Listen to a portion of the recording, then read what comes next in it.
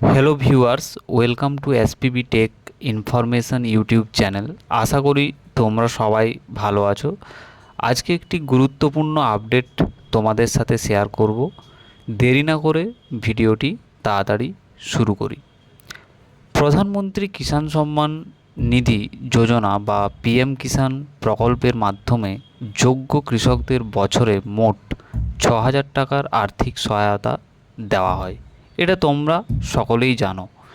এই টাকা বছরে 3টি কিস্তিতে দেওয়া হয়, অর্থাৎ প্রতিবার 2,000 করে সরাসরি কৃষকদের ব্যাংক অ্যাকাউন্টে পাঠানো হয়।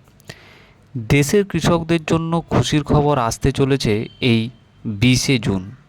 মাননীয় প্রধানমন্ত্রী শ্রী নরেন্দ্র মোদীজি 20শে জুন পশ্চিমবঙ্গে আসছেন, আর ওই দিন তিনি হুগলি জেলার তারকেশ্বর থেকে সরাসরি দুপুর 3:45 নাগাদ 23তম কিস্তির টাকা ছাড়ার শুভ উদ্বোধন করবেন।